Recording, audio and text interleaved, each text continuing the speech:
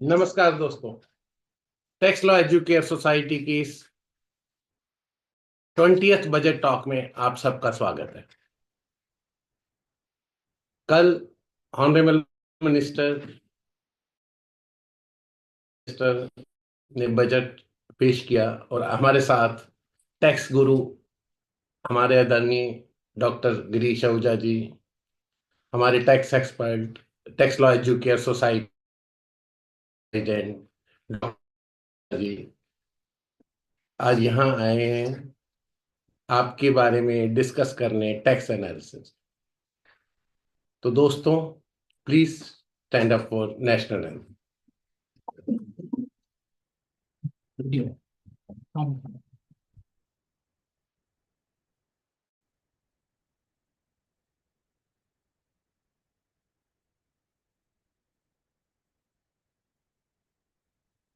हमारी वीडियो में आ रही है। चलो कोई बात नहीं, ऐसे कर। तो यार खड़ा तो होना ही है वीडियो के लिए तो।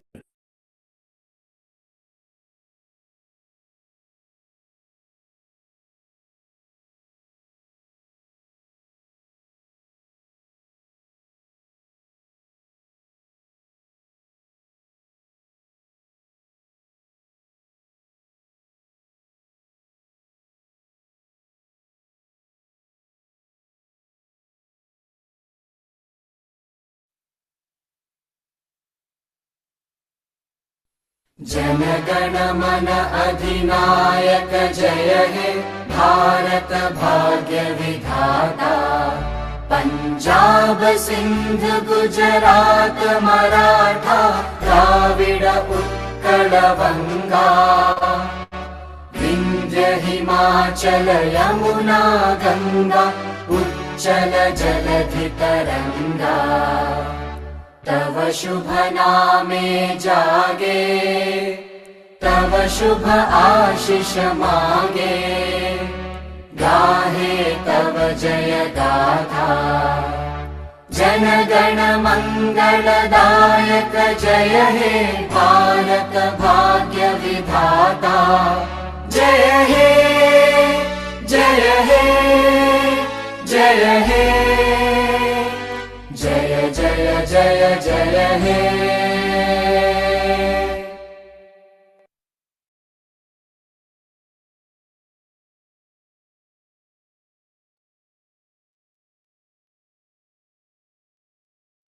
To begin with, I welcome Dr. Ravi Gupta ji, President of the Tax Law Education Society, to share his views. Thank you, Ranji. A very good morning to all of you, especially to our Guruji, Dr. Girish Ahooja ji. And friends, we welcome you to this 20th consecutive budget talk organized by the Tax Law Education Society. We are also joined by Mr. Jindal from Jalandhar, who is also joining this webinar and representing the voice of CA. Sanjay Agarwal ji is also with us. Welcome, Sanjay ji. Other dignitaries, CA Amarjit Chopra ji, Atul Gupta ji, they will be all joining this seminar, and we will be able to hear their views on the budget. Our is the analysis of the direct tax proposals by Dr. Girish Ahooja ji. As was described by the budget is being called a budget for the middlemen, for the middle class.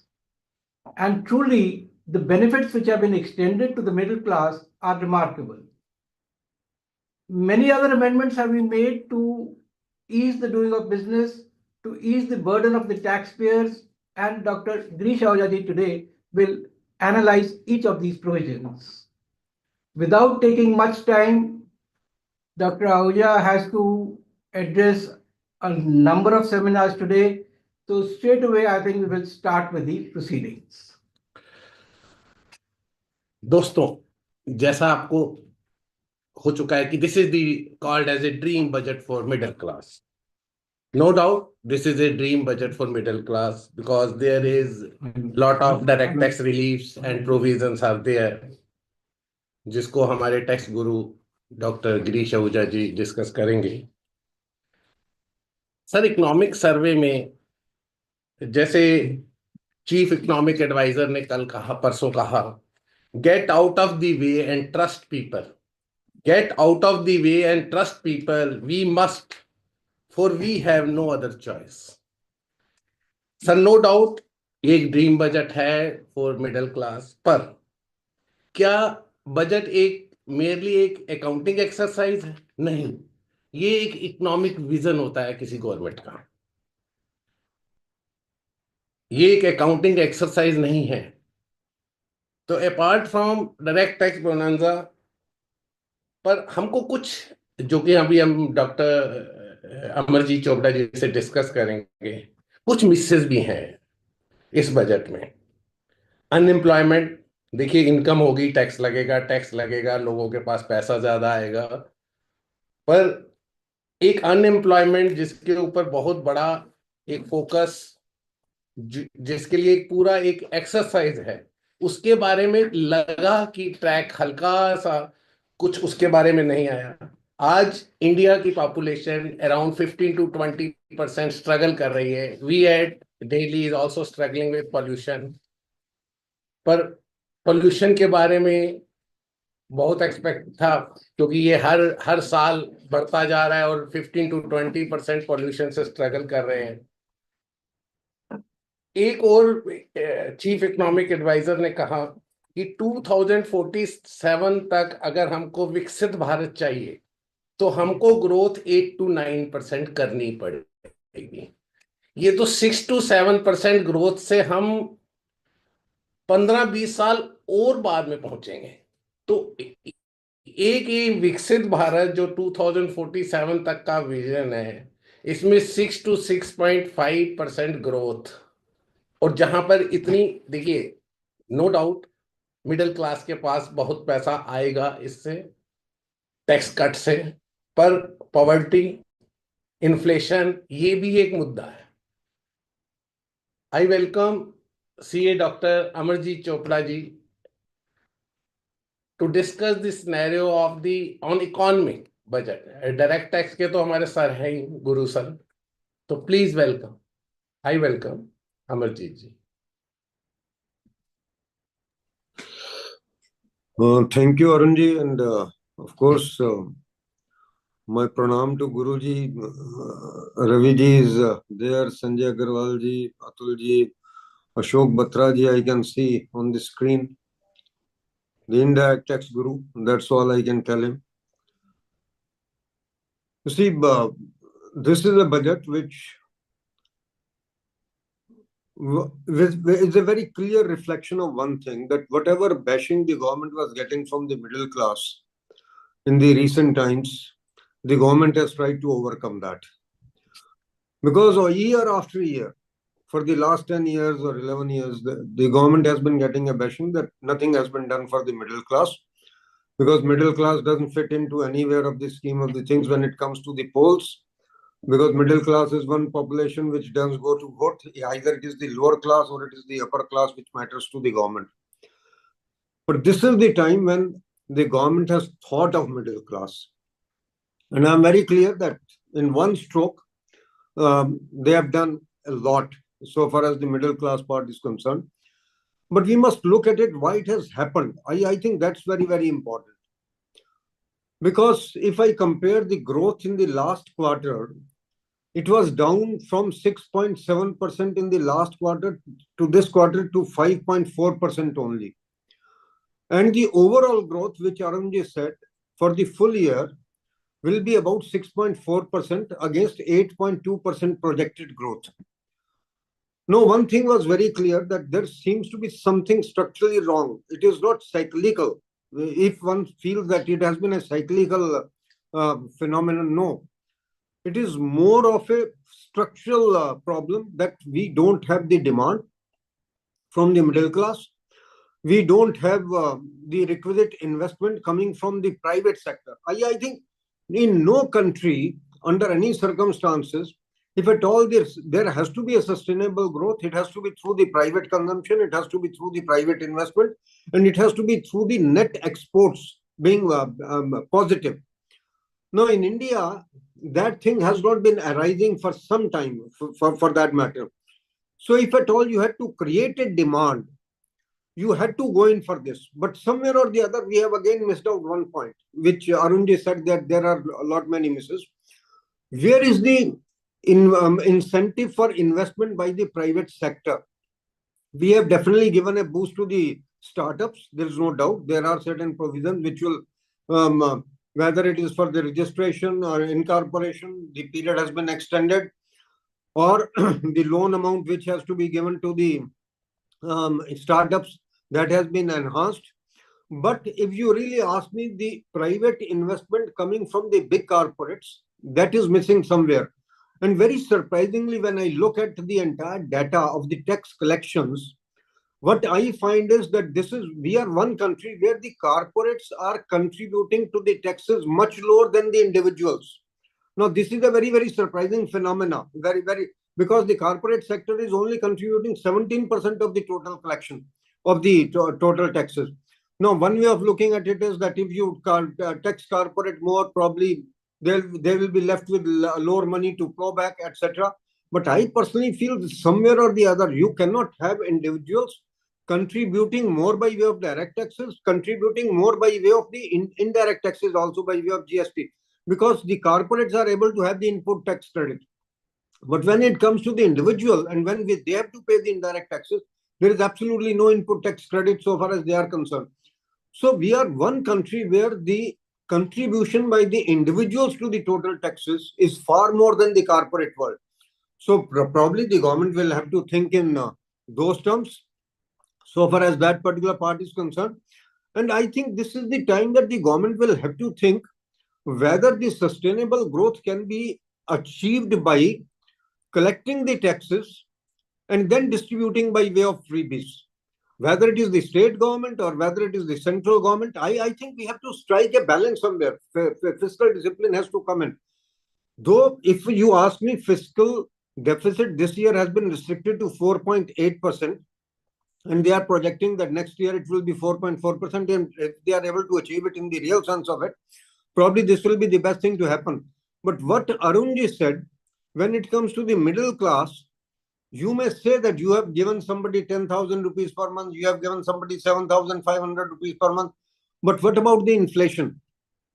When it will come to the inflation, unless you are able to actually ensure that the pulses, etc., are at a lower price, though you have given some boost to the pulses production also, you have given some boost to the pulses quality production also, you have constituted the Makhana board also to ensure that these things do happen in future. But unless it happens in the short run, what you call the real kind of benefit to the middle class will not be as much as we are thinking it to be. Because if you say that, because the food inflation in India is probably very high. And when the food inflation is high, then whatever surplus you may left, ultimately it will go towards the food consumption. But this consumption, if this saving, whatever the people are getting, if they are able to invest it in auto sector, if they are able to give it to the FMCGs, if they are able to give it somewhere else, probably the economy is going to get some kind of a boost. If it does happen that way, probably we are in for, again, some kind of a structural problem. The other thing that one may like to say is that Arunji talked of unemployment issue. So far as unemployment issue is concerned, I will say that one good thing that they have done in this particular budget is with regard to the MSME, basically. They have actually increased the limit for the MSMEs. They have also gone in for the more loans to the MSMEs. They have tried to give a boost to the tourism by giving some mudra loans for the homestays, etc. So, to my mind, some kind of unemployment problem might be resolved, but it is not going to be to the extent that we wish it to be in the times to come. One more thing that, Arunji, I will like to address is that this budget does not address one of the basic structural problems which every economist has been talking of, how to reduce the inequalities of income, basically. And unless you reduce the inequalities of income, you are heading towards some law and order problem somewhere or the other. I think any budget should strive for reducing the inequalities of income somewhere.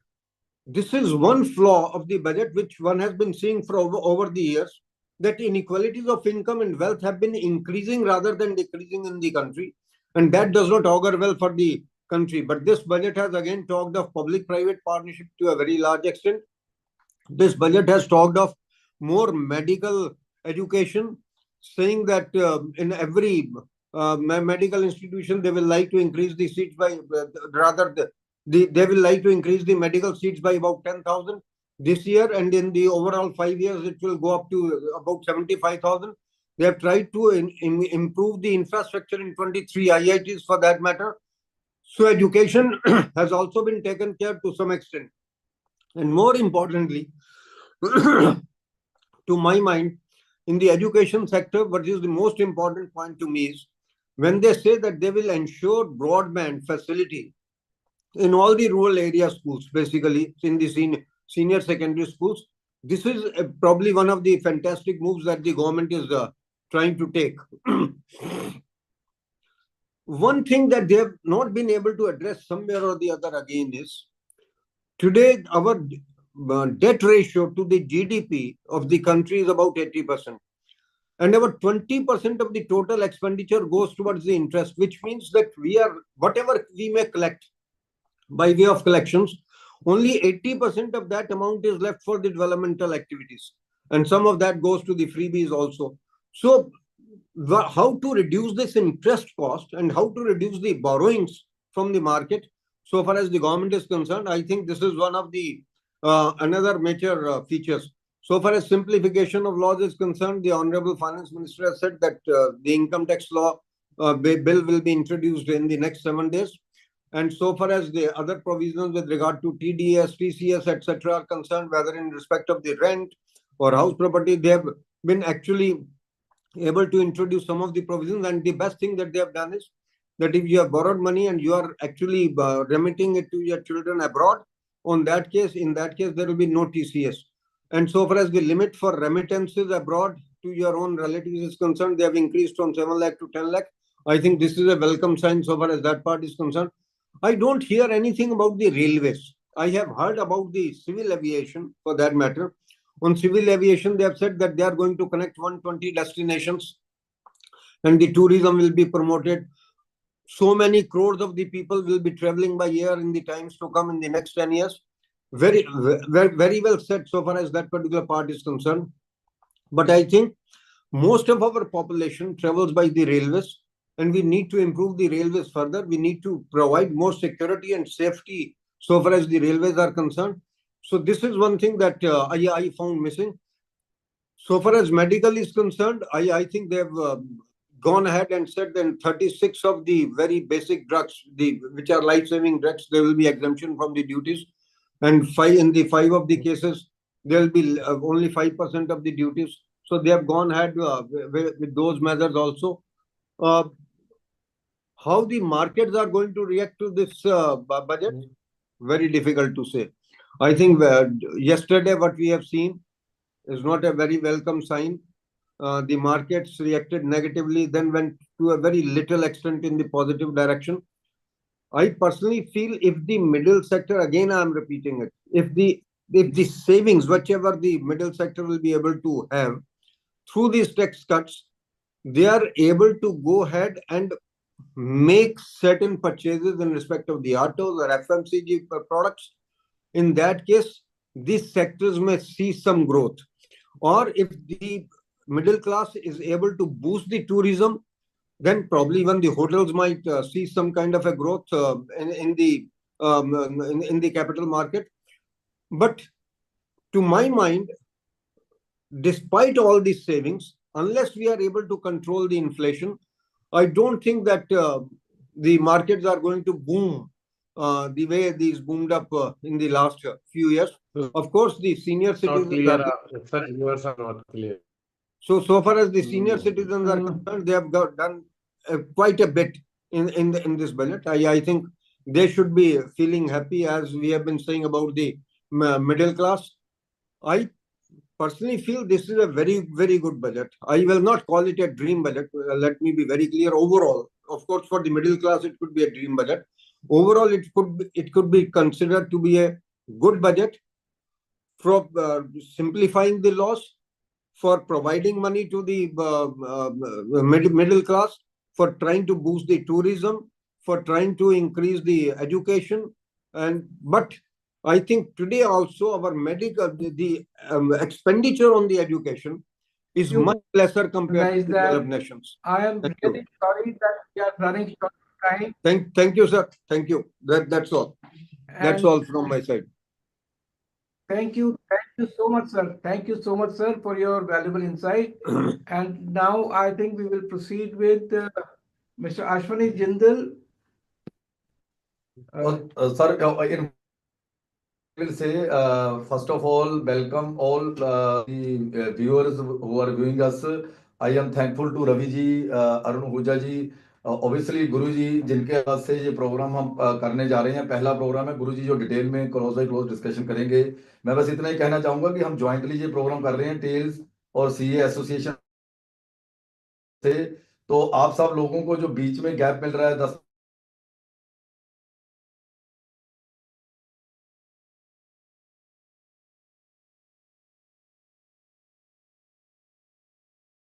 में बहुत कुछ है. अब गुरुजी जैसे बत्रा जी को कहते हैं कि इस बार आपकी दुकान चलेगी. गुरुजी की दुकान 2 साल तक चलेगी, जब 5-10 साल तक चलेगी. जो नया एक्ट आएगा ये तो अब टाइम बताएगा कि वो अगले साल से इंप्लीमेंट होता है या बाद में होता है. तो ज्यादा टाइम ना लेते हुए मैं बस इतना ही कहूंगा कि आप हमारे साथ बने रहें. हो सकता है 5-10 मिनट का बीच में आपको गैप आए, क्योंकि दूसरी तरफ जब ऑनलाइन कनेक्ट होते हैं. Over to Guru ji. Thank you sir. Thank you, Ashwani ji. And I think now we will hand over the mic to Atul ji. अच्छा, अतुल जी का. हमारे साथ अतुल गुप्ता जी भी जुड़े हुए हैं. तो क्योंकि सर को गिरीश सर को आगे जाना है, हाई कोर्ट में आज लेक्चर है सर का, तो मैं रिक्वेस्ट करूंगा अतुल जी से, इन ब्रीफ प्लीज आप डिस्कस कीजिए. Thank you, sir. And with all respected Dr. Girish Ahuja ji, my mentor, Ravi Gupta ji, my elder brother C. Amarjit Chopra sir, and Ashok Batra ji, Sanjay ji, Ashwani ji, Arun ji, Sandeep ji. Very good morning to all of you. And as we are aware that as far as the GST is concerned, these days, because of the GST Council, every quarterly we have a budget system rather than an annual budget, and we should be giving the more time to the Honorable Dr. Girish Ahuja ji to speak. So there are only 10 changes, and since the Ashok Batra sir is there with us as well, so I will only take two or three of the changes which I will like to deal. And I believe that the Ashok Batra ji will be taking care of rest of the changes which are there into the this Finance Bill 2025. Friends, there are, as I mentioned, there are around 10-11 changes are there in the GST law. But the one important change which I wish to share with all of you is about the introduction of a new concept of a track and trace. My dear friends, you are aware that as far as the plugging the evasion aspect is there, the government is now introducing, after this all the IMS system vis-a-vis the reconciliation of a 2A, 2B vis-a-vis 3B, the government has now going to introduce a new system of a track and trace as per the section 148A of the CGST Act, which is newly introduced, wherein that the government will be developing a system, the online ecosystem, wherein the certain class of goods and the certain class of person, so they will notify later on, can obtain the this unique identification mark for their the goods in which they are dealing with.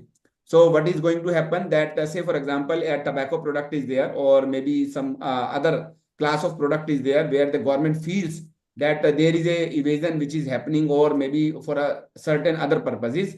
In that case, they will notify those goods, and the person who is dealing in those goods has to obtain a unique identification mark marking and affix the same on the goods or the package thereof. And my dear friends, not only that they have to affix the same on the package or the goods thereof, but also they have to furnish such information to the government and maintain the records as the that's in the form which will be notified later on.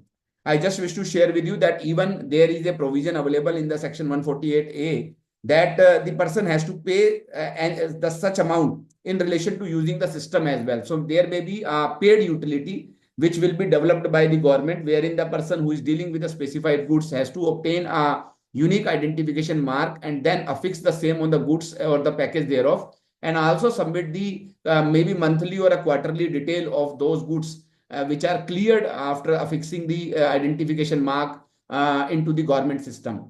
Now, my dear friend, apart from this, that there will be a unique identification marking system apart from this e-way bill, IMS, and all these things. I believe that maybe little bit compliances will be increased because of that as well. But very importantly, you have to note down a very important aspect as far as this unique identification marking is, that they have also introduced a section 122B, which says that in case somebody fails to do so even after the notify, in that case there will be a penalty of 10% of the tax or rupees 1 lakh, whichever is higher. So in case you are dealing with the goods, say for example, you have cleared 5 crore of rupees goods without affixing the unique identification mark, the 18% tax is there, say for example, 90 lakhs, and the 10% of that, meaning thereby 9 lakhs. So 1 lakh or 9 lakh, whichever is higher, meaning thereby that there will be a penalty of rupees 9 lakhs in case you are notified to be that you have to affix the unique identification mark.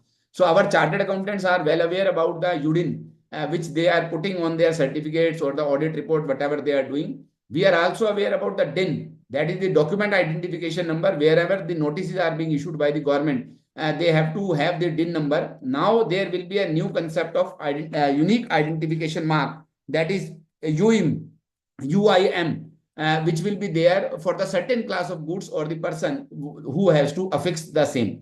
The second aspect which I just wish to share with all of you as far as the pre-deposit is concerned for section 107 and 112, 112 of the CGST Act. My dear friends, very importantly, you have to note down this because there are a lot of litigations going on. The 5th Feb is the last date when the lots of orders will be issued under section 74 of the CGST Act, meaning thereby that not only the tax demand will be there, but also the penalties will be imposed. And in certain cases, only the penalty provisions were invoked as far as the section 122 is concerned. Now, my dear friend, you are aware that when we are filing the appeal before the authorities under section 107, that is called the first appellate authority, or 112, that is the second appellate authority. So I am talking about the JC appeal or additional commissioner appeal, that is the first appellate authority, and then the tribunal, which is going to form GSET in the times to come. Now, my dear friend, very importantly, you have to note down that before filing the appeal, you are supposed to pay the 10% as a pre-deposit in the present regime.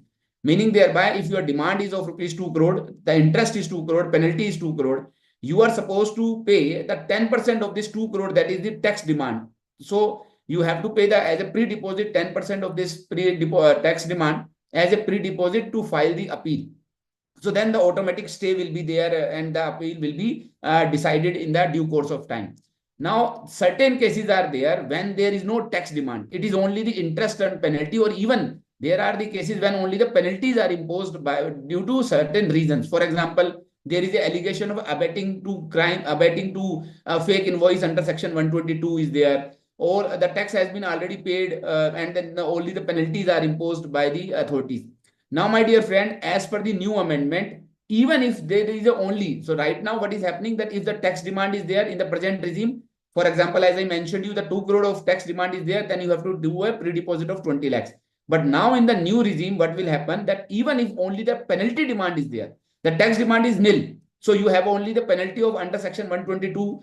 So for example, 5 crore is the penalty amount. Now, in the present regime, you are not supposed to do any pre-deposit for this 5 crore of rupees demand you are contesting as far as the section 122 is concerned. But now in the post facto, like after this act, this bill will become the act after the assent of the president, you have to deposit even the 10% of the penalty amount.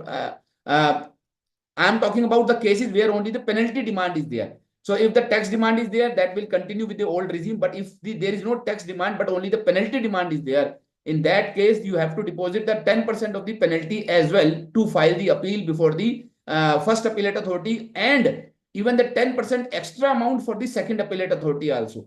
So what is going to happen that if you have a demand of rupees 5 crore as a penalty under section 122, so you will be lending finally paying 50 lakhs rupees as before the first appellate authority, and in case the matter will not be decided in your favor, then the 50 lakhs rupees additionally when you will be going to the GSET for filing the second level of appeal. So that I believe will be a very tough task to handle by the SSCs in the times to come, because at times you feel that there is only penalty aspect is there is a like something you feel that there is a merit in the case, but now you have to pay this much of a money, which may impact the cash flow of the various working capital challenges may be there, because at times I find that there is a hefty demands of the penalties are being imposed, and specifically when they are reading the law. So one section 122 when we talk about, there are the various subsections. So I find that there are the many cases when they are imposing the penalty for each of the subsection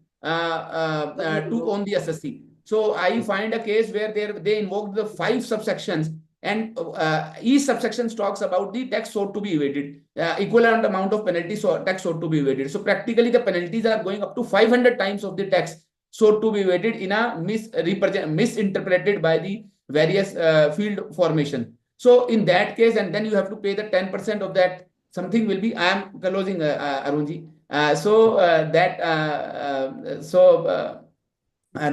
is something that we have to take care. So friends, these were the 2 important aspects I wish to touch upon. Now, since the time is the essence, and I'm aware that we have many speakers, Ashok Batra ji, Dr. Girish Ahuja ji, to speak along with the Ravi Gupta ji and others. So I just convey my sincere thanks to Arun Ahuja ji and Sandeep Bhai Sahab, who introduced me this tales in 2012. And since then, I'm being the part of this August family, the fraternity, as a part of the tales. Thank you very much to all of you for giving me this opportunity. Over to you, sir. Thank you, Atalji.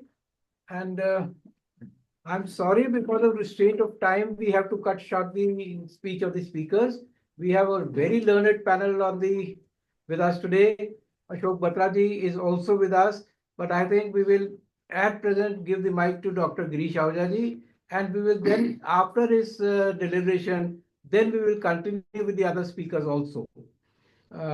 So I think now let us start with the direct tax proposals by Dr. Girish Ahuja.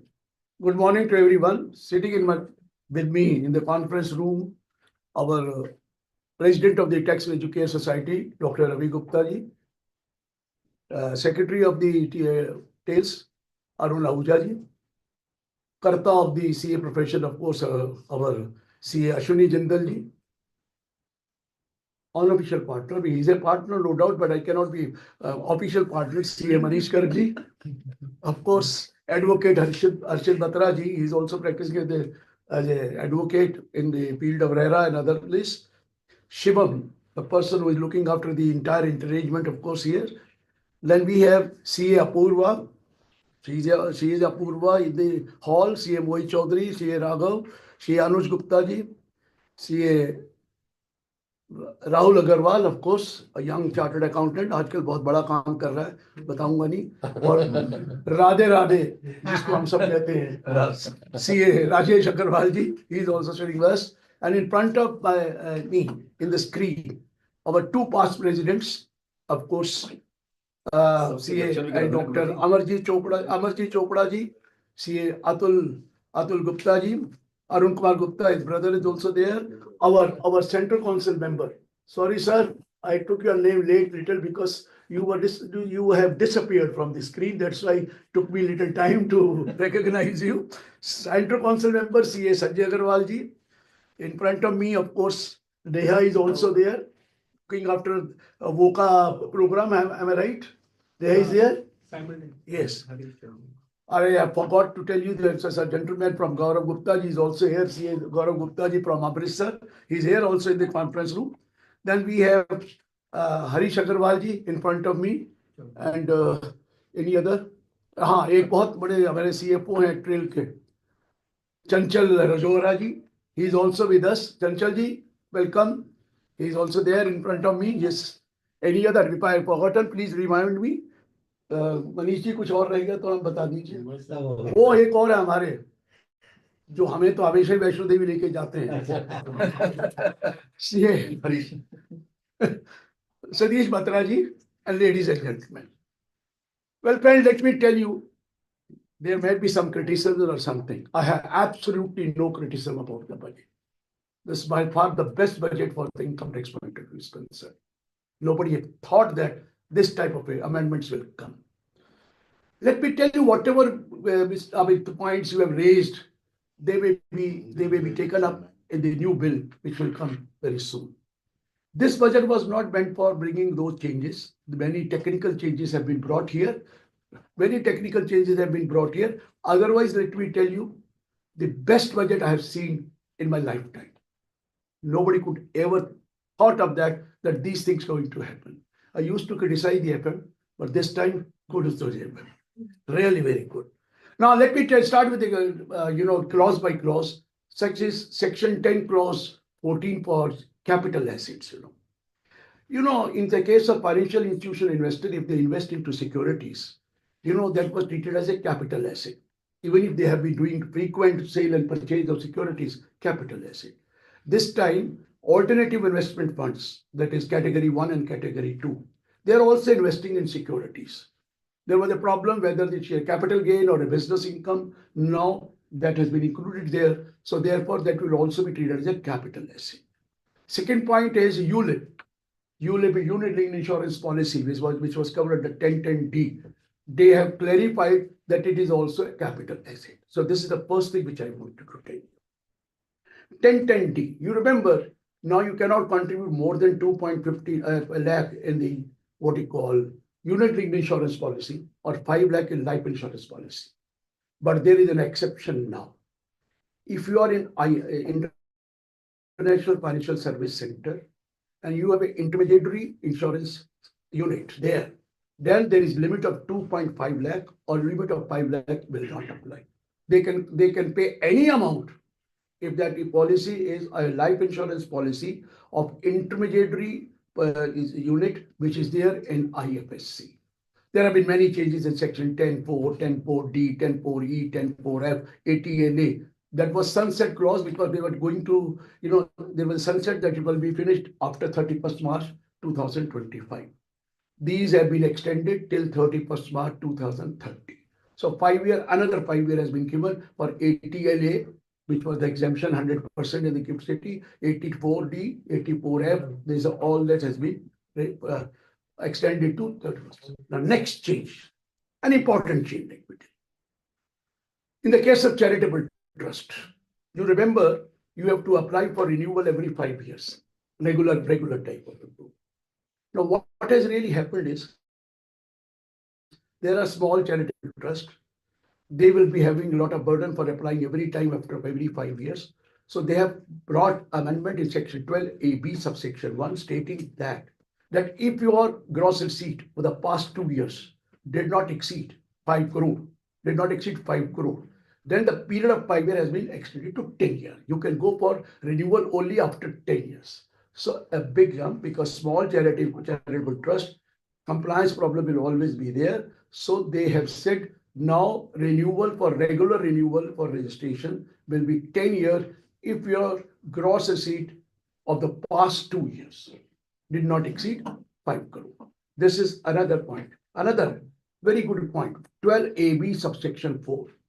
The commissioners have been given power to cancel the registration if there are specified violations done by the trust. Now, last violation is the specified violation that your return is your application is not complete or it is false or some misinformation is there. Now, application is not complete is a very small mistake. And you are saying we will cancel the registration. Now, good sense has prevailed. They say we are removing this application is not complete. So even if the application is not complete, you will be given a chance and there will not be a question of cancelling the registration and attracting section 115 TD. So this is a very good point which they have got. Another very good point, section 13.3. When you are filing the charitable trust return, what was happening is that if some person has contributed more than 50,000, Yeah. or his relative, including his relative, or person in which is a substantial interest, you have to give all the details of that. How do I know what my relatives have contributed 50,000 or person invested in that? Now, very good thing. First, now contribution by me as a person to a charitable trust from that 50,000 has been raised to 1 lakh. And my aggregate for the contribution which I have made in the past has gone to 10 lakh. So there is no need to mention about that. Indeed, we are not a person referred to in 1333 if I have contributed only 1 lakh in a year. And if take the previous contributions also, aggregate bound 10 lakh, I am not a person referred to in section 33. But if it is more than 10 lakh or more than 1 lakh, of course, I cannot get a benefit from that trust. That is the point. Second, that person's relatives are also not going to be covered. And third, if a person has a substantial interest in any company, that will also not be covered.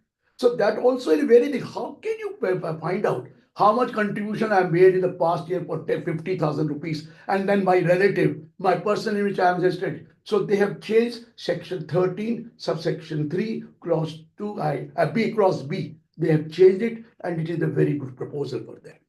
Coming to the next point, section 17, perquisite liquidation.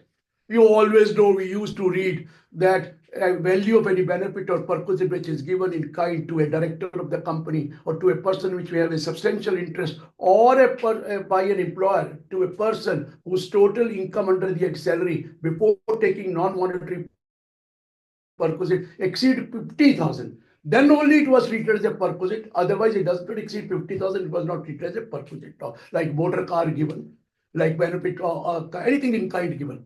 Now that 50,000 is too small an amount, which was way back in 20 years, and they have not raised. Now they said they say as per decided by the government from time to time. They have been given power to raise this limit accordingly. Secondly, when you going for a foreign travel for medical treatment. In that case, if you remember, they stay there and medical treatment was fully exempt, but the travel to foreign country was exempt only when your gross total income do not exceed 2 lakh. The word 2 lakh is also done with it. They will keep on revising that, and that will go up to any amount. So this was section 20. 23 is another very good proposal. In the case of section 23(2), if you have a house property which is self-occupied, the annual value is nil. And there is also a possibility that you could not occupy that house property for reason you were employed elsewhere or you were carrying on a business operation elsewhere. You have to give the reason. Now they have said any reason, if you are not able to occupy, it will be treated as self-occupied and it will be taken in. Why I'm telling this? Suppose there is a college principal. She is asked to stay in the college premises only. She has a house property. She cannot occupy. Earlier, what used to happen in the same city, they said, oh, so same city, we are going to give the benefit. Now, even if it is next door, if he is asked to stay in the college premises as a principal bungalow, and he has a house properties situated maybe kilometer away or 2 kilometers away, for any reason she could not occupy because his job is that she has to live in that house property. So therefore, there will be absolutely no difficulty. You have to just tell the reason, any reason. Earlier, the reason was employed elsewhere or carrying on business and profession elsewhere. Employed means not in the same city, outside that city, or carrying on a business elsewhere. Now you are in the same city if you are employed, but if your job requires that you have to stay in that place, you will have to do it. So that is a good thing which has. And then same, 2 properties. Again, they have not changed. 2 house property can be treated as self-occupied. That is another good thing. I have a ancestral house, maybe in my village. I have a house in Delhi. I could not occupy both the houses. Still, it will be treated as living. So this is also a very good proposal. Another very good proposal is 44DDB. This is the new thing which they have brought. What is the point is, now you are getting technology from outside India. You are getting services for electronic manufacturing facility from outside India, or for technical know-how given to a resident in India who is doing this electronic manufacturing, electronic goods, or who is carrying on manufacturing facility. Now this person, now there is a presumptive tax. 25% the amount which we have given to that non-resident will be treated as his income. 25%, a presumptive tax like 44B, 44BB, 44BB. Similarly, now 44G, the presumptive tax has been brought in the case of, and no other change in business. Absolutely no change, let me tell you. Very serious important point. 72A, 72AA. The very purpose of amalgamation used to be carry forward of laws for a fresh period of 8 years. Am I right, sir? Unabsorbed is not a problem. Unabsorbed, so you can be carried forward any number of years, we have no problem.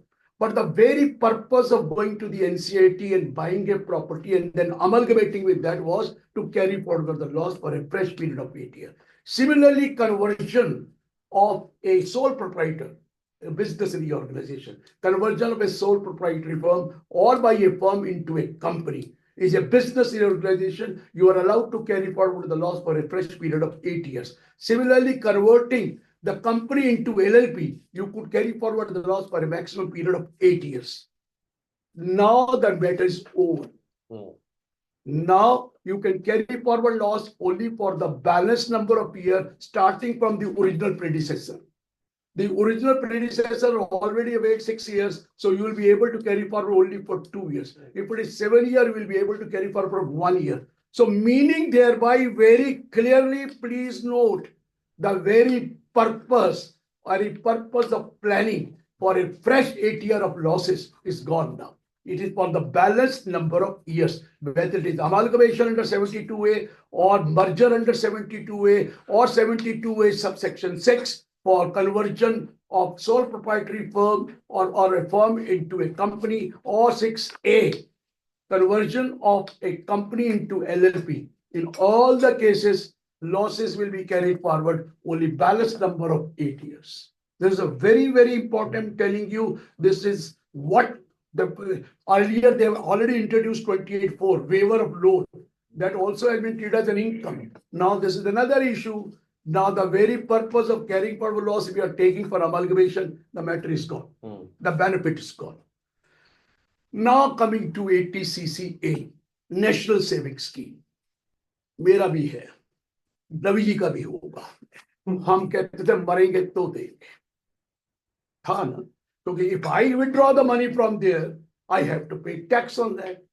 My children will take away the money. When I die, there is no tax in that.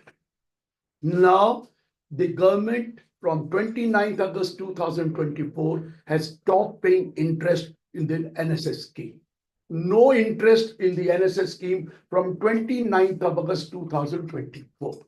So a representation was made by the institute and all others that since we are not getting an interest, and earlier you were supposed to pay interest, it was an obligation to pay the interest on that, you should pay us the money back. Now, individual can withdraw the money. We can withdraw the money, no question of any tax on that. So you withdraw with interest, the interest will be paid up to 29th of September 2020, 29th of August 2024, because after that there is nothing. So NSS, ACCCA, जाइए पैसा निकाल लीजिए, आपके काम आएगा, बच्चे देखते रह जाएंगे. अच्छा है ना, हमारी जिंदगी है तो हम अपना पैसा आप यूज करेंगे, ये बच्चों को दे दे के हम तंग आ गए. तो ये आपका पैसा 80CC, वो हंस रहा है राहुल, तो फादर भी बैठा है मेरे सामने कि मेरा पैसे गए. But I can't help it. You can withdraw NSS now, and 194EE is gone. The TDS which was there under 194E, if you withdraw at the rate of 20% is gone, because there's no more required. I will withdraw the money and take it away. मेरा भी पड़ा हुआ 15-20 लाख होगा. So thank you, madam, for giving me the benefit of 20 lakh, not paying any tax and getting the money today. And I will invest into share, and my people, my children will be more happy with the increase in that, because the return was only 7%. So I will withdraw. 80CCA is a very good thing. Another thing, 80CCD. You know, they have introduced a Vatsalya scheme of national pension scheme. You can deposit the money in the name of your minor children. You can deposit money. That is 80CCD subsection 1B, which is an additional amount of deduction which is allowed to the extent of 50,000. So you can do either in your name or 50,000 in the name of your minor child. So long as the minor child is minor, you can withdraw. You can withdraw only, unfortunately, if the minor child dies. then you can withdraw. It is not taxable. Otherwise, not possible. And once the minor child becomes major, it will be transferred to his account. That amount of ATCG National Pension Scheme. Now, since you are allowed to withdraw from National Pension Scheme under law, here also partial withdrawal to the extent of 25% will be allowed in case of money withdrawn from the minor Vatsalya scheme. So 80CCD में ये change आया. Sir, ATLA तो मैंने बोल दिया कि वो तो an International Finance Service Center setback has been raised from 25 years till 2030. Like ATIAC startups, eligible startup. Again, there was a sunset that you have to start up to 31st March 25. Now this has also been extended till 31st March 2030. So another thing. अब आज जिसके लिए इंतजार कर रहे थे 87A, कितना शोर मचाया था आपने. एक तो लॉ ने क्लियर कर दिया, हाई स्पेशल रेट का डिडक्शन नहीं मिलेगा. प्रोवाइजो डाल दिया है 87A. Maybe you are allowed an exemption up to 12 lakh. But if there is a income, short-term capital gain or a long-term capital gain or any capital gain, which is special rate taxable, you will have to pay tax on that. But otherwise, कितना फायदा हुआ sir? 12 lakh रुपए. उतने part में देना है. Surprise 1 lakh रुपए महीना. अरे एक चार्टर्ड अकाउंटेंट भी नौकरी मिलती है तो 6 लाख 9 लाख रुपए साल की मिलती है. पहले मिलती है कि नहीं मिलती है? 9 लाख रुपए का पैकेज. वो बहुत कम को है जो 12 लाख का पैकेज मिलेगा. Fully exempt. अरे 44AD देखिए, 1.5 करोड़ तक सेल कर लीजिए, 8% गिन के, पूरा एग्जेम्प्ट. 44AD 1.5 करोड़ में 8% अगर मैं कैश का भी करता हूं तो 12 लाख पूरा एग्जेम्प्ट है. अगर वो 2 करोड़ कर ले और 6% वाला हो, अगर सारा पैसा बच से आया, पूरा एग्जेम्प्ट. अरे 44AD है, मैं प्रोफेशन शुरू करता हूं नया. अरे 24 लाख रुपए तक की रसीद है, पूरी एग्जेम्प्ट. 50% तो प्रिज्यूम करना है, कोई अकाउंट तो बनाने नहीं है. अरे कमाल कर दिया सर. कुछ सोचा था? सैलरी वाले की बातें कर रहे. अरे प्रोफेशनल भी बच गए. नया प्रोफेशनल कौन कमा लेता है 24 लाख? राजेश जी, मैं मानता हूँ कि गलत है. शुरू में बिगिनिंग में पॉसिबल नहीं है सर. It takes time. और 20 लाख के नीचे तो वो भी नहीं है कि वो क्या सर सर्विस टैक्स भी नहीं है. राजेश जी की वीकली इनकम है. सर देखिए, राजेश जी की वीक की बात में चार्टर्ड नंबर 1 वाली बात है. नंबर 1 की नंबर 1 की भी वीकली है. पर सर एक नया चार्टर्ड अकाउंटेंट 24 लाख रुपया साल कमाना इतना ग्रॉसरी लेना आसान नहीं है सर. 1-2 साल ये कहने की बातें. सर देखिए ना टर्नओवर. अरे सर मैं कह रहा हूं, मेरी 24 अगर तो वकील हैं उनके तो ये हमारे साथ बैठे हैं लेफ्ट में. टैक्स देते नहीं, सर्विस टैक्स देते नहीं. ये तो 24 लाख भी जाए तो भी कोई टैक्स नहीं है. गवर्नमेंट को तो मिलता है ना. अरे गवर्नमेंट को क्या मिलता है? इंडिविजुअल को देते हो तो सर्विस टैक्स लगता ही नहीं उसमें. और देखिए 20 लाख तक रजिस्ट्रेशन नहीं. अरे आज तक गोलगप्पे वाला भी 1.5 करोड़ की सेल कर ले. वो तो प्रॉब्लम है जीएसटी में, मैं नहीं जानता, वो तो पकड़ा गया बेचारा. अदरवाइज तो यहाँ पर तो उसकी 8% है. 8% 12 लाख बनती है MFI और 12 लाख माफ है. तो सैलरी वाले कह रहे हैं, सैलरी वाले के 1275. हमारे लिए 12 लाख बहुत है सर. इतना आसान काम नहीं है बिगिनिंग में 1 लाख रुपया कमाना. कितने आदमियों को फायदा होगा. देखिए हमारे एम्प्लॉई हैं जिनकी सैलरी 1 लाख से कम है, हमें सैलरी नहीं, उसकी TDS नहीं काटना है. अरे 192 में TDS कहाँ काटना है सर? 1 लाख रुपया महीना कम नहीं होता, कहने की बात है सर. और अभी तो आगे क्या होगा वो तो आगे की बात है, जो नया लॉ आएगा. But I am telling you, never thought of that. This 87 from 7 lakh will be raised to 12. कभी हम मेरे बैठे हुए सोचा था किसी ने सोचा था? एक एडवोकेट ये भी बैठा है, हर्षित बत्रा, ये भी कहेगा अब तो मजा आ गया.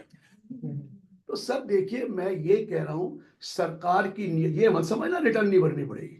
रिटर्न तो सबको भरनी पड़ेगी जो एग्जेम्पशन लिमिट से ज्यादा है. ये कभी सोच के बैठ गया हाँ 12 माफ है तो रिटर्न नहीं जाएगी. You have to file a return. मैं तो कई बार कहता हूँ, वो ब्यूटी पार्लर वाले, ये वाले, वो वाले, इतनी तो हमारे यहाँ ब्यूटी नहीं है जितने ब्यूटी पार्लर की दिखाते हैं. So what I'm trying to explain, they will also be benefited. It's a different thing. About 20 lakh you have to go इस बार एक तो फायदा हो गया ना कि जब से इन्होंने न्यू रिजीम बाय डिफॉल्ट की है, अगर रिटर्न बंदा भूल भी जाए तो 12 लाख तो मिलना ही है ना. पेनल्टी लगेगी. मैं कहता बाद में भरनी हो तो 87A का बेनिफिट तो मिलेगा ही ना. बिल्कुल मिलेगा, बिल्कुल मिलेगा. क्योंकि बाय डिफॉल्ट रही हुई पहले नहीं था, पहले दिक्कत थी. बिल्कुल मिलेगा। अब देखिए सरकार को अब तो कहिए अच्छा काम किया, अच्छा काम किया। अब तो मोदी जी कहते ने हैं। कमाल कर दिया। कोई सोच सकता था? हमारे केजरीवाल साहब जी बोलते हैं भाई क्या किया मिडिल क्लास के लिए, ये किया मिडिल क्लास के लिए। ये टोटली मिडिल क्लास बजट है है, जी? Middle class budget. उन्होंने तो 10 लाख ही मांगा था, हाँ, तो 10 या तो 12 कर दिए। 12 कर दिया। When you think of that, sir Delhi I'm में मिडिल really क्लास hats के off vote to mill them. जाएंगे, हैं जी? दिल्ली में मिडिल क्लास के वोट तो नहीं, मिल जाएंगे। दिल्ली में मिले, कहीं भी मिले, उसकी बात छोड़िए। बिहार में भी आना है इलेक्शन, वो छोड़ दीजिए। आप मोदी जी को कोई, मेरे को ये पुकसाइए मत मोदी जी के बारे में। Let us not talk about that. वो तो बात मत कीजिए। अब देखिए अनदर पॉइंट 139.8 हमने याद है, हमने रिकमेंड किया था कि अपडेटेड रिटर्न भरना को अलाउ करिए। उन्होंने 2 ईयर करा था, हमने तो खैर कम पैसे किया तो उन्होंने कहा 25% of aggregate of tax and interest 25% देना पड़ेगा with in 1 year from the end of the year. और फिर उसके बाद 50 था 2 ईयर्स और कर दिया। थर्ड ईयर का 60%। सर 90 लाख लोगों ने अपडेटेड रिटर्न भरी है। आपने सुना है prime minister, finance minister, 90 lakh people have filed updated return. Now you can file up to 4 years, but fourth year only when no notice under 148A1 और 148 वो नहीं होगा। बाकी 3 साल तक तो आप 60% दे दीजिए of aggregate amount of int. ये कहते 60 तो बहुत ज्यादा है। अरे 60 30% का 60 है यार, 18% है। और इंटरेस्ट 12% का जो होगा ना 36% का, इट इज नॉट 60 सर। ये वो 60 से कम आएगा। सर्च में 60 है, 60 से कम आएगा। तो रेगुलर वीडीएस हो गया, रेगुलर हो गया कि आप कर दो अपना। ये मैं आपको बता रहा हूं, थर्ड ईयर 60, फोर्थ ईयर 70। ये बहुत अच्छा काम किया। मैं आपको बता रहा हूं ना, 4 years you can file updated return. और 144B में कह दिया 60 और 70। M I right sir? ये भी एक अच्छा चेंज जो आया, जो मैं आपको बता रहा हूं। और मैं बड़ी मजाक से बात करा करता था, एक टनेज टैक्स है, टनेज टैक्स 100, उसमें पता कितने सेक्शन है सर? 115 वी से शुरू होता है, V A, V B, V C, V D, V E F, और वी जेड हो जाता है तो भी खत्म होता है। V Z A, V Z B, V Z C तक है सेक्शंस। वो पहले ओशन गोइंग शिप के लिए था, प्रेजेंटिव इनकम। 115 वी जी में प्रेजेंटिव इनकम निकालते थे। पहले 1000 टन का अगर वो है तो पहले 10%, 100 टन का 70 रुपीज, 1100 टन का 70 rupees, 7000 rupees sir. Rahul ji आप बताओ ना, 70 रुपीज आएगा कि नहीं आएगा? दूसरे का था on 1000 to 10,000, how much was that बोलिए? 53 था, 53। उसके बाद 42 था, 10,000 to 25,000, एंड अबाउट 25,000 29 था। सो आप अपनी, ये ओशन गोइंग सेल पहले शिप के लिए था, नाउ इनलैंड वेसल के लिए भी प्रेजेंटिव इनकम आ गया 100। और उसकी वजह से सारे सेक्शन चेंज किए गए। जहां पर भी ओशन गोइंग लिखा था, साथ में लिखना था इनलैंड वेसल। तो इसलिए 10 सेक्शन तो उसी वजह से चेंज हुए हैं कि इनलैंड वेसल को ऐड करना है along with the ocean going ship. ये एक बहुत अच्छा चीज है, प्रेजेंटिव टैक्स को लाए और उसके अच्छे के लिए लाए। अब आइए 115 बीएसी, बीएससी आईए। किसी ने सोचा था? सर मुझे तो बहुत फायदा हुआ है। वो जो 4 to 4 up to 4 nil, 4 to 8, 5 8 to 12, 12 10 12 to 16, 15 15 गया ना 24 लाख तक आपका टैक्स 25% से ऊपर नहीं है। एक प्रकार से तो कम किया ना, बहुत कम। सर मुझे 1,43,000 रुपए का फायदा हुआ, 1,43,000, क्योंकि मेरा सरचार्ज 25%। तो 1,10,000 का तो सबको बेनिफिट हुआ, प्लस 4%। 4% है ना सर, और जिसका 50 लाख से ऊपर है 1,10,000 इंटू 10% इंटू 4 प्लस 4%। जिसका 2 करोड़ 1 करोड़ से ऊपर है 1,10,000 प्लस 15% प्लस 4%। और जिसका 2 करोड़ से ऊपर है, बताना तो पड़ेगा कि मैं टैक्स देता हूँ। तो कितना हुआ? 110 into 25 and plus 4 works out to 143। 10,000 रुपए से ऊपर का बचा, सबको 10,000 रुपए बचा है महीने का।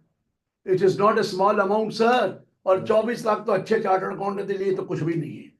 10,000 रुपए महीना घर लेके चले गया, 10,000। और गरीब आदमी भी 5,000 रुपए महीना लेके चला गया। सर 12 लाख तक 5,000 पे 60,000 का बेनिफिट है. So 5,000 per month benefit to him. He is not to pay. He has an extra 60,000 with him, and we have extra 140. Ravi ji ने पहली घड़ी ले ली महंगी, इसलिए ठीक है मैं ले आओ. वो कहते हैं मैंने क्या अपने साथ लेके थोड़ी जाना है, लीजिए इसका. मुझे तो गिफ्ट दे दी मनीष जी ने. सर आपने टैक्स दे दिया उसमें? हमने किस बात का टैक्स दे रहे हैं? नो 56 क्विंटल में वॉच नहीं आती है, नहीं आती है, नहीं है, तभी तो वॉच नहीं है मैंने. So but I'm trying to explain कि कितना फर्क हुआ है, कितना इम्प्रूवमेंट हुआ है. आप देखिए उस पे आ जाइए, टीडीएस अगली बार आ जाएगी. आज तक 193 में कोई स्लैब वो नहीं था, एग्जेम्पशन लिमिट एक ही थी. अगर डिबेंचर्स वो public in public in substantial interest हो तो 5,000 रुपए तक मारता. अब 193 में थ्रेश होल्ड लिमिट सीधे 10,000 कर. 194 में जो शेयर होल्डर को डिविडेंड मिलता था वो 5 का 10 कर दिया. तो फर्क क्या पड़ता है 10 कर दिया. इंफॉर्मेशन तो 1-1 रुपए की है उनके पास. तो इसलिए they are not bothered now. They have information. Even 1 rupee dividend you receive, there is the information. So 193 को कर दिया 10,190 सीजन का कोई टीडीएस नहीं कटेगा. 1 लाख रुपए. 1 lakh. This is good thing. No TDS. They have not to run and pillar and post to get the world program. मैं senior citizen हूँ वैसे. 40,000 का 40 का 50 हो गया आप सुपर भी करना और 5 का 10 हो गया. Are you noticing point? उसमें भी 194 बी ये लॉटरी या 94 डबल पी हॉर्स रेस पहले होता था 10,000 aggregate during the year. No 10,000 पर single transaction. No TDS. B में भी डबल बी में भी नो टीडीएस. फर्क पड़ा सर. 194 डी इंश्योरेंस कमीशन 15,000 का उठा के 20,000 कर दिया. 194 आप देखिए कौन सा सेक्शन नहीं छिड़ा है. 194 एच कमीशन का किया, 194 जी इंश्योरेंस कमीशन का किया, 194 जे सैलरी इनका भी कर दिया. चार्टर्ड अकाउंट ये वाला सर 30 का 50 कर दिया. 30 का 50 किया, 30 का 50 किया ना. लिमिट बढ़ाई लेकिन 194 टी को नहीं छिड़ा है. वो जो शुरू होने वाला है अब लड़ेंगे उसके लिए और जाएंगे और उसके लिए इलेक्शन कराएंगे. मैं ये बता रहा हूं कि कोई सेक्शन ऐसा नहीं है. आई में आई है. कहां 240 कहां किया बिल्कुल गलत. 50 per month. Don't tell me 6 lakh. ये मैडम ने भी गलत बोला और आप भी गलत बोल रहे हैं. 50,000 पर मंथ. पहले तो आखिर के 2 महीने का 240 हो तो भी नहीं कटता था. अब तो पर मंथ के हिसाब से है. 50,000 per month. It is maximum. Multiplied by 12 is 6. But if it is rent for 3 months, you have taken in January then, and it is 60,000. Earlier you were not supposed to deduct. Even 80,000 you were not supposed to deduct. Now you are supposed to deduct if it is more than 50,000. Yes. ये भी ध्यान रखिए. ऐसा नहीं है कि सीधा सीधा वो गलत बोल गई मैडम तो इसका मतलब थोड़ी है. It is 50,000 per month. Be careful about it. 190 पर है compensation for that acquisition. 2.5 lakh का 5 लाख कर दिया. वो तो कोई और बात है. कोई मिस कर गया हो तो बता देना भैया इसमें. वरना अब सबसे बढ़िया जो है ये 206C1H और 194 यही झगड़ा होता था कौन काटे. वो हमारी सारी वो ये इंडियन ऑयल ये जितने भी थे वो कहते हम तो नहीं, हम तो टीसीएस कलेक्ट करेंगे. We are not bothered about. हम तो बड़ी बड़ी कंपनी के सॉफ्टवेयर ही खरीदा टीसीएस लेने से. हम कहते थे 194 क्यों बायर करता है, वो सैलरी टीसीएस कलेक्ट करता था. So there had been a dispute and people were having a problem, you know, who is going to do it. Now 206C1H gone. Now it is buyer who is supposed to do it. वो तो 50 से नीचे होते तो भी काट दिया करते थे, कलेक्ट कर लिया. Now it is only the buyer who will do it under 194Q and not the what you call seller. So the matter is over once for all. TCS is now settled. TCS settled हो गया ना. अब TCS खत्म हो गया. अब खत्म हो गया. अब TDS अब TDS ही रह गया. 194Q above 50 लाख का जो भी है वो आगा.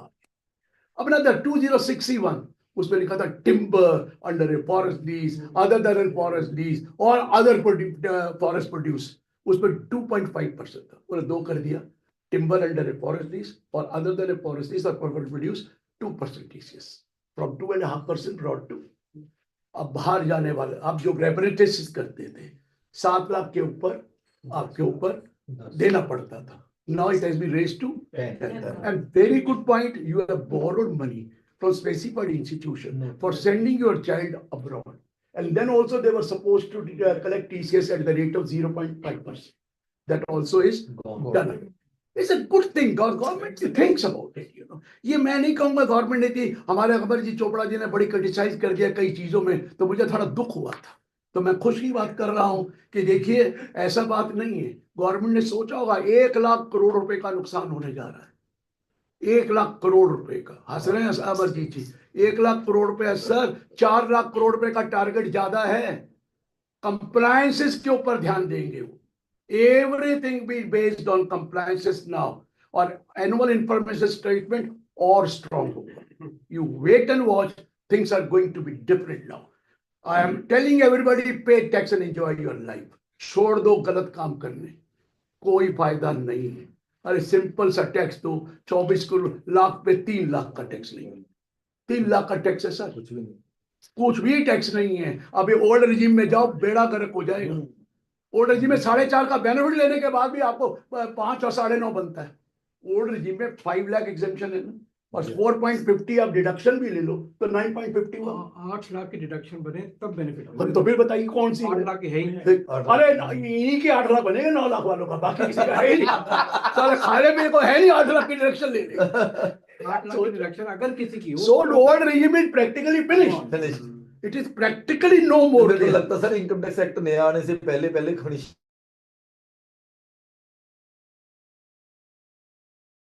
नया तो हम दे चुके हैं, उसको तो इंतजार कीजिए। हमारी दुकान आप कहते तो चलेगी, हमारी दुकान तो हर साल चलती है, ऐसा थोड़ी है। अभी तो जो लॉ आएगा वो 50% ऑफ द लिस्टिंग होगा, फिर हम लोग प्रोवाइजर डलवाएंगे ना। 24 प्रोवाइजर 1023C में किसने डलवाए? हम लोगों ने डलवाया। So they wait and watch, nothing is going to happen, but chartered accountant have a bright future because new law, we could handle GST and we will handle the new law also similar. There is absolutely, अब ये है कुछ penalty लगती थी जिसको joint commission लगाता था कई सेक्शनों में। Now the power has been given to the assessing officer to penalty. वो तो कुछ टेक्निकल चीजें जो थोड़ा बहुत, अब वो होता था कोर्ट स्टे कर दे, हाई कोर्ट स्टे करते तो उसको पीरियड को एक्सक्लूड करते थे। पीरियड पता नहीं था, वो उन्होंने बता दिया 3-4 जगह में 153, 153B, 142BA पीरियड जो बताया स्टार्टिंग फ्रॉम जिस दिन आपका वो स्टे ग्रांट हुआ या इंजेक्शन हुआ और जिसपे सर्टिफिकेट मिल गया कि स्टे वेकेट होने का, तो क्लियर कर दिया ना, क्लैरिटी करिए। इसे ओनली कुछ इसमें कुछ समझाने वाली कोई चीज नहीं, it's only a matter of clarity. एक अच्छा किया है। पिछली बार उन्होंने कहा था no prosecution in case of TDS if you are able to deposit the money before the date of filing the quarterly return. Similar thing has been done for TCS। और एक वो हटा दिया, वो जो नॉन फाइलर वाला, non filer का double the rate और 5% और तो हटा दिया ना। एक आ गया ना जो एक सिंगल है, पैन बेस्ड हो गया सब कुछ, वो अच्छा सर। मैं ये नहीं कहूंगा एक्टिव या सर एक और अच्छी चीज करिए जो कहते हैं ना 1 मंथ में 270AA है और आपको immunity of prosecution, immunity of penalty लेना है 270A का जो डिसीजन हुआ 270AA में, तो 1 मंथ मिलता था फॉर मेकिंग द एप्लीकेशन, अब 3 महीने। और कई जगह पे वो जो क्वार्टर अब लिखा था 1 month from the end of the, जैसे सीजिंग करते थे 132(8) में, 132(8) का जो बुक्स ऑफ अकाउंट को करता था within 1 month you have to ask for stay further extension, अब उसको भी 3 महीने। So they have given a sufficient time for that purpose। इसलिए मैं कह रहा हूँ कि इस बार अगर आप ध्यान से दीजिए, वो टेक्निकल चीजें थोड़ी चेंज करिए, बाकी तो नए बिल में आ ही जाना है और उसमें और करेंगे। बट मेरे ख्याल मैंने सब कुछ कवर कर दिया, कुछ छोटा मोटा रह गया हो। सर्च वाली प्रोविजंस रह गई हैं। सर्च वाली प्रोविजन मैंने नहीं पढ़ी, मेरे समझ ही नहीं आई। सर आप बताओ। No no sir, those are the calculation of total income को उन्होंने पहले हम करते तो उसको ऐड करो फिर लेस करो, उसको ठीक किया, बाकी कोई टेक्निकल चीजें हैं। टेस्ट मतलब हमारा सर या पैन एक्टिव होना चाहिए, मतलब मान लो आधार से लिंक ना हो देन नहीं कोई फर्क नहीं, पैन होना है। आधार लिंक की तो बात वो रिटर्न जाने के लिए होती है ना, रिटर्न नहीं जाएगा। 115 DB में कुछ नहीं किया ना गुरुजी, 115 DB का कुछ नहीं किया, कर देंगे ना अगली बार।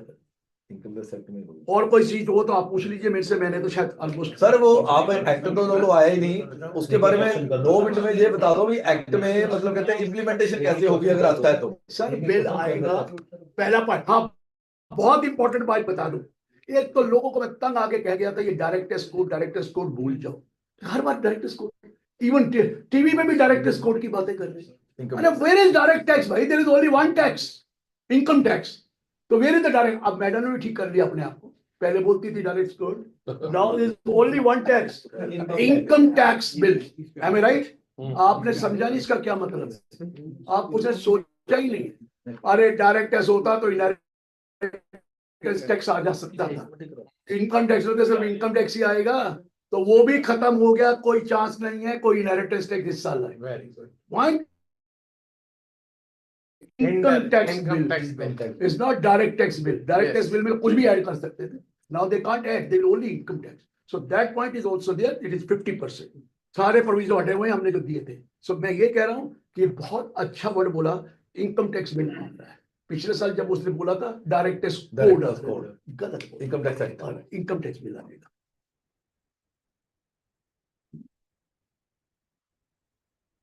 गांधी जी भी हैं. ओहो सॉरी सर, हमारे सीएफओ साहब, हमारे सीईओ हैं वरुण बेवरेजेस के लिए, और उसके दिव्य ग्रुप वरुण बेवरेजेस, वो भी सामने हैं, तो मैं उनको वेलकम करता हूँ. Any question from your side sir? Gandhi ji, हाँ अरुण भाटिया जी भी थे, मैंने थोड़ी देर पहले देखा था, अरुण भाटिया जी भी थे, परवीन भाटिया, सॉरी परवीन भाटिया जी, परवीन भाटिया भी थे. वो मैं पता क्या लिखता हूँ, परवीन भाटिया तैयार ऑफ अरुण आहूजा, इसलिए मैंने मिक्स कर दिया. तो वो गलती हो गई सर, इसलिए हो गया. और कोई चीज रह गई सर? Anything? I think सारे प्रोविजन आप बताओ सर, Questions हैं, questions now हैं. that we have time, sir, 5-10 minute आपके पास हैं, so we can take up some questions Any from the questions? audience. And Sanjay Agarwal ji is also here. We will take this opportunity. Sir, अगर 2 minute के लिए आप भी अपने views दे सकें. संजय जी इधर वॉइस तो कनेक्ट हो जाएगी ना. संजय जी 1-2 मिनट में अपने व्यू दीजिए जी. Thank you very much, Guruji and Ravi Gupta ji, Arun Ahuja जी, लक्ष्मणी जिंदल जी, गौरव गुप्ता जी और बहुत सारे लोग जो मेरे व्यू में इस टाइम नहीं आ रहे हैं. राधे राधे राजेश अग्रवाल जी and love of Manish bhai.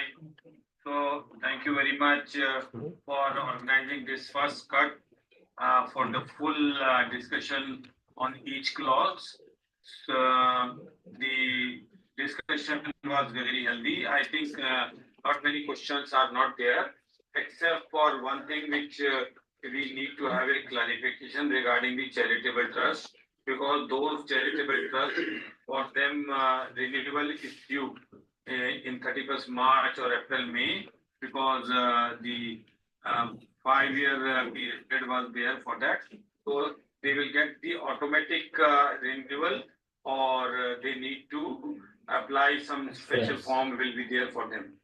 So this is one of the flag point which we see. Similarly for ATG, there are certain timelines which are given along with the registration under section 12 AB. So that is also not amended. So we need to see this, that the ATG and renewal both are done before the expiry of this 5 years.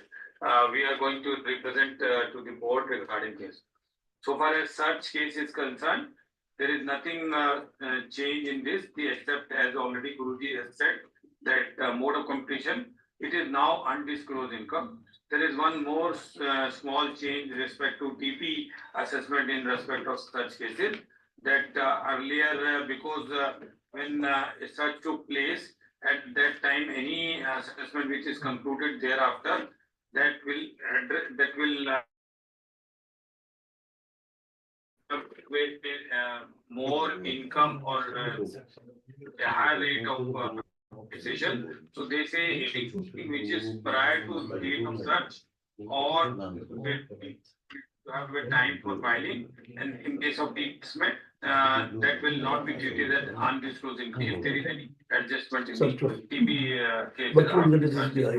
So from my side, these are the only 2 things which I wanted to add. Thank you very much. Thank you. I'm sorry that because of the World Forum of Accountant, me, Dr. Girish Ojha, yesterday we spent the whole of the day. Otherwise, the first cut should have come yesterday from Dr. Girish Oja, but as you know, there we have around 6,000 participants, and the duty of the council is to see that each and every person, those who are attending there, they get the good hospitality, smooth operation, and I being responsible for the registration.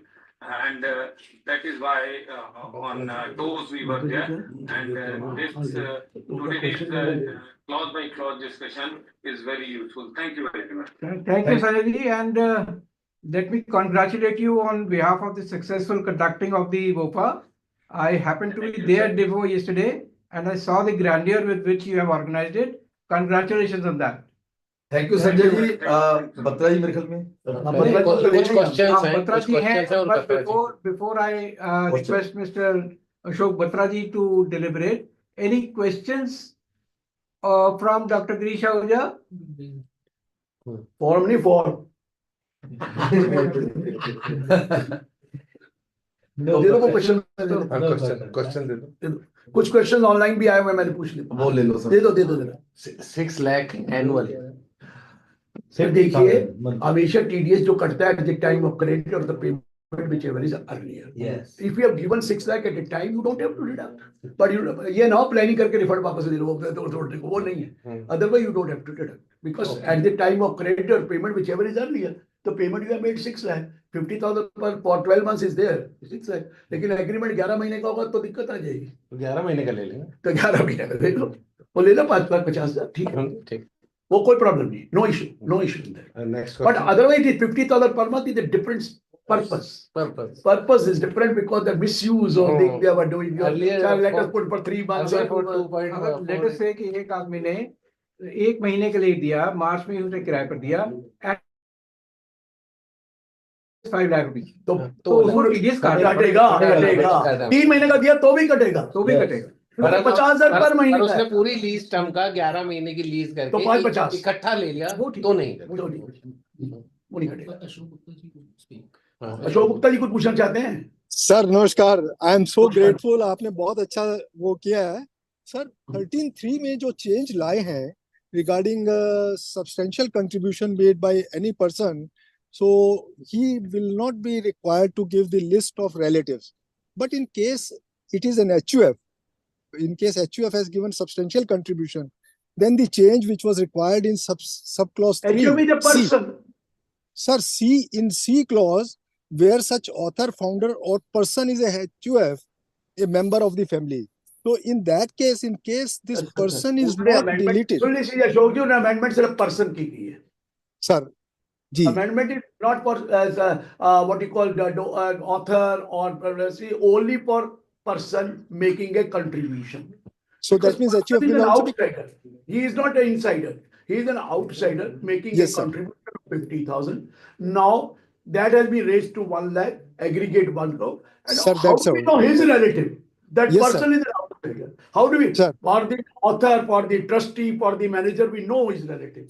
sir, For a person who has made a contribution to me, मुझे पता है आपका school चलता है और आप भी donation दो, इसलिए आप पूछ रहे हैं, मैं मानता हूँ। लेकिन person is not HUF, no, HUF is separate, HUF के रिलेटिव नहीं होते, वो को-पार्षद मेंबर्स होते हैं, वो देनी पड़ेगी। वो तो देनी sir, पड़ेगी। sir, HUF acha, in case some HUF has given substantial contribution, then the list of relatives of the members will have to be given. Yes, yes, because that is only for person. You notice तो किया आपने, आप पढ़ के तो जी। बता रहे हैं और फिर भी पूछ रहे हैं कि मैं आपकी तरह जवाब दे दूं आपके फेवर में, no question. It is only for a person other than those mentioned in that category. Yes. वो B क्लॉज में जो दिया हुआ है, ऑथर, ट्रस्टी, मैनेजर और HUF, उसको छोड़कर जो पर्सन. अच्छा, right sir. Thank you so much sir. Thank you so much. Hello sir. और है कुछ क्वेश्चन सर, क्योंकि बत्रा जी का भी नहीं मैं ये रिक्वेस्ट कर दूं, सॉरी बत्रा जी, क्योंकि नहीं बत्रा जी तो हाई कोर्ट पहुंच गए, 2 ऑनलाइन प्लेटफॉर्म है तो 2 जगह थे नहीं, तो मैं अपने सभी जितने व्यूअर्स हैं इतनी रिक्वेस्ट करूंगा कि बत्रा जी के साथ हम दोबारा सेशन रखेंगे इधर टुमारो और day after tomorrow for specific clauses related to indirect taxes, because एक ही प्लेटफॉर्म पे भी जुड़ सकते हैं बत्रा जी, तो we are connecting at the tails Kindly, thank you very much for staying with us. तो आपने कोई और एक क्वेरी है तो पूछ लो कोई। हाँ जी, पर मनीष जी कुछ पूछना नहीं, चाहते नहीं, हैं? मैं मुझसे कह रहा था, मैंने अपने व्यूअर से कह दो टेस्ट ज्वाइन कर लेंगे अभी थोड़ी देर। अगर आपके पास टेल्स का वो है लिंक तो आप काइंडली टेल्स ज्वाइन कर लें, अदरवाइज मैं अपने ग्रुपों में अभी आपको विद इन 2 मिनट शेयर कर दूंगा। तो आप इनडायरेक्ट सुपरविजन के लिए और जितने भी हमारे और स्पीकर ऑनलाइन जुड़े हुए हैं तो आप उनको टेल्स के ऊपर लिंक अप कर सकते हैं, फॉलो अप कर सकते हैं। Thank you very much for staying connected, sir. Thank you Sanjay ji and everyone. Thank you very much. Sir ये पेनल्टीज वगैरह जो असेसिंग ऑफिसर लगाया with the prior approval of JC. हाँ, प्रायर अप्रूवल है। वो प्रायर अप्रूवल तो पहले मतलब पहले जेसी लगाता था, हाँ वो अब तो यही लगाएगा। अब ये ये लगाएगा। लगाएगा, बट वो लिमिट्स है, उस लिमिट से ऊपर अगर वो तो पेनल्टी है होता ही तो है, वो तो उसको अप्रूवल लेगा। approval देनी पड़ेगी। पहले दोनों उसके तरफ लिए। से लेंगे। सर ये 206 दोनों तरफ करना पड़ेगा। सर ये 206 जो गवर्नमेंट किया है ये कब से प्रपोज करेगा तभी तो जेसी कब से लगाएगा ना। अच्छा अच्छा इसके अच्छा पास अपनी पावर नहीं है। अच्छा, एक चीज और बता दूं, इस बार कमाल कर दिया, टीडीएस के प्रोविजन सब 1/4/25 है। वो जमाना चला गया जुलाई, और जब जुलाई आता था अक्टूबर, all because the budget will be passed before 31st March. Yes. All provision related to TDS are applicable from 1/4/2025. 5 That is very important. Sir जैसे 158B में सर वर्चुअल डिजिटल एसेट को अनडिस्क्लोज्ड इनकम में लेकर आए हैं, लेकर। तो sir वो ब्लॉक असेसमेंट में आ गए, तो उनके लिए भी रेट्स वगैरह हो सकती है क्या 6 ईयर 10 ईयर वाला, जिन्होंने पहले जब उसको वर्चुअल डिजिटल अनडिस्क्लोज इनकम आ गया तो हो हो ही गई होगा। क्यों काम करते हो ये क्रिप्टो वाला, सबसे गंदा काम है। No, don't do that. थोड़ी देर में बैन ही हो जाएगा इंडिया में। चलिए, बट दिस कवर्ड, उस पे आ गया, उसकी डेफिनेशन में आ गया अनडिस्क्लोज इनकम के। So it is virtual digital asset is covered there. और उसके ऊपर 285 में भी आ गया एसेट, देखा आपने कि उसकी रिपोर्टिंग होगी वर्चुअल डिजिटल एसेट की। वही एक नया सेक्शन डाल दिया 285 that is followed with the US. Yes, that is what I'm saying. Don't think that it is easy now. ये यंग आदमियों ने बड़ा गड़बड़ की हुई है। स्टॉक मार्केट में लगाओ, ये मत करो ये काम। गेमिंग वगैरह, गेमिंग में नहीं करना। और वो क्योंकि सर गेमिंग के अंदर जितनी लिटिगेशन है, अरे ये जो पढ़े लिखो ने ये कंप्यूटर से काम करना शुरू कर दिया, बड़ा गलत बात किया है। घर बैठे ये करते रहते gaming. Thank you, sir. On behalf of TALES, I am really grateful to Dr. Girish Ahuja ji for the wonderful deliberation, and I'm very happy that we have been able to conclude the session within the time, the direct tax wala, and because Dr. Girish Ahuja ji will have to go to other seminars, I think we will conclude the direct tax portion now. And if there are any other queries, you can send it. We will respond to that later on. Friends, we have with us the learned, very learned Dr. Ashok Batra ji for the discussion on the indirect tax proposals. So over to you, Ashok Batra ji, for your deliberations. एक second बस। Thank you, sir. First of all, I would like to thank Tax Law Educare Society for providing me this opportunity wherein I can share my views on this Finance Bill 2025. Atul ji has already spoken of it. Let me tell you within the limited time, because I have to start my deliberation here also at 11. So I would like to just deliberate on one thing, that the government is really disturbed about the fake invoicing and they're making the provisions difficult day by day. If you look at 107.6, then according to my understanding, in terms of circular number 171, when I am issuing a fake invoice, then I am not liable to pay any tax because there is no taxable event, that the supply has not taken place. Now they have amended 107.6 and they have stated that you are liable to pay 10% of the penalty. So kindly imagine a person who was not liable to pay the tax, who was involved into fake invoicing, but he was able to go with the appellate authority without any pre-deposit. Now that thing has been done away with, and it will be very, very difficult. We have seen very recently an employee has been served with a show cause notice of 3,713 crore rupees. Of course, Supreme Court came to the rescue and Bombay High Court where the show cause notice has been demolished. But in the case of fake invoicing, those who are lucky, whose assessment will be finalized before this provision will become active. Another important change is in relation to 17.5. We all know Safari Retreat, Odisha High Court, and then Supreme Court elaborated the provisions 17.5C and 17.5D. With regard to plant and machinery, now they have added the word plant and machinery has been replaced with plant and machinery. So therefore, the definition of plant and machinery, which exclude the ITC on works contract. So in a way, the judgment of Honorable Apex Court has been nullified. And this judgment, you will appreciate, they have taken another added precaution, added explanation too, in spite of the fact there is any other order of the court, etc., that has been done. Another important change which I would like to share with you is with regard to the ISD system. It is going to be mandatory from 1st April 2025. For that matter, 261, 21, and 20 subsection 2 has been amended, wherein you are being permitted to distribute the credit of ISD in the case of interstate also. And the earlier circular which has been given the benefit, either you can cross-charge or ISD, now the ISD going to be mandatory with effect from 1st April. So be careful. This is another area where the litigation is likely to be there. So now the facility of cross-charge versus ISD will not be available. Another important change is in the definition of local authority 269.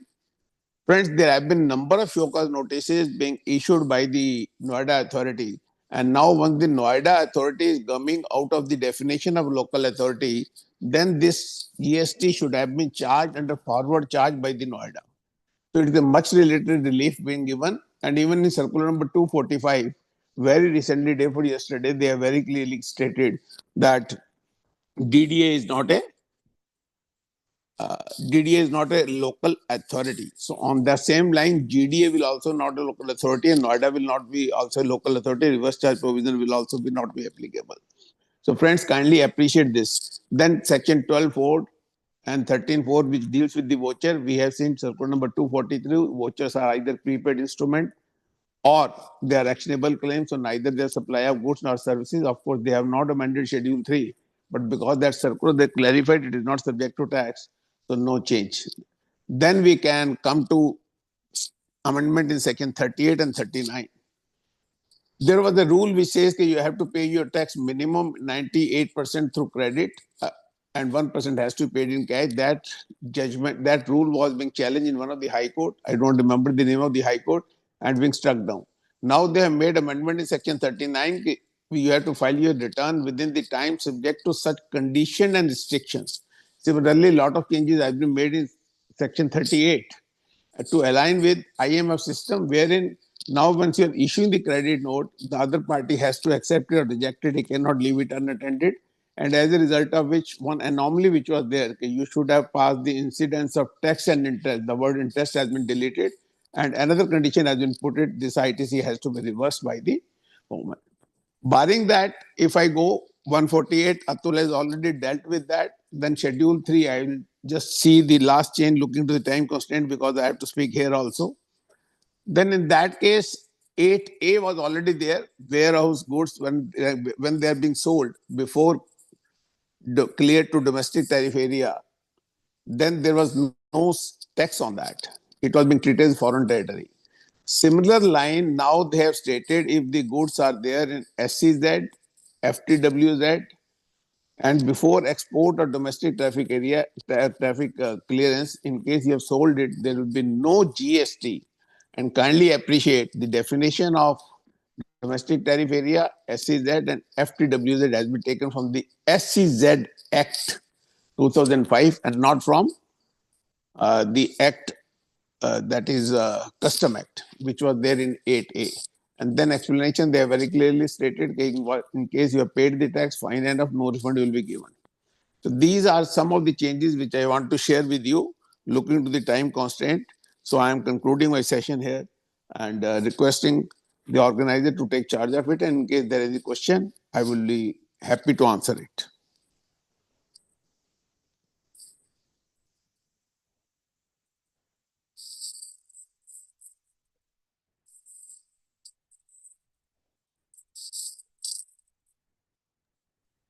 Thank you, Ashokji, for the wonderful deliberation. I know that you have to speak at the other seminar also. So I think we will conclude the session here. If there are any queries from the participants, they can forward the queries to us and we will respond to them a little later. We will get the responses from the learner speakers and then forward the replies to you. I think we had a very excellent and a very learning session today, both on direct taxes, indirect taxes, and an in-depth analysis of the various provisions of the budget. So I think with that, we will conclude the session now. Thank you everyone for joining us. An e-book has been prepared discussing all the major changes in the made by the finance bill. I think you have circulated it. That is also available at indiataxlaw.com. You can download from that, indiataxlaw.com, and or otherwise you can I think email or WhatsApp. It has been mailed to all the participants also. Whatever mails were available with us, we have already mailed the booklet. It's an e-book. And I think if you go through it, you will get a very good in-depth into the amendments made by the budget. Thank you, friends. Thank you everyone for participating, and a special thank to all the learned speakers. Thank you, Shivam, for organizing this webinar today very well with all technical assistance provided to him.